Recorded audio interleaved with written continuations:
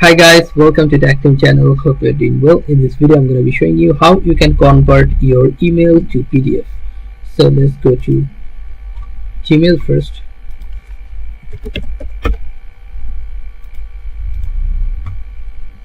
After go to Gmail, find that specific message you want to download and make PDF, like this one, Apple.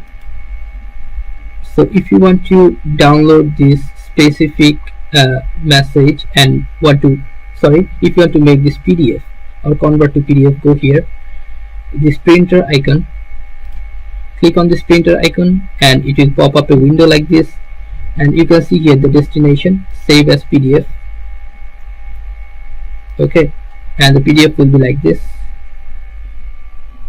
Now if you want to download it, click on save and choose the destination of your computer. Like I'm choosing this destination, it will be downloaded as PDF file. You can see here, just choose any destination and you can rename it. Okay, now just click on save and it has been downloaded in your system. Let's check it.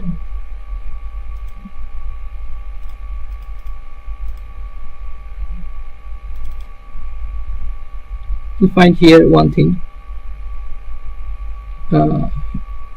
Okay, find this mail here, Apple Mail 15. Double click and it will open like this.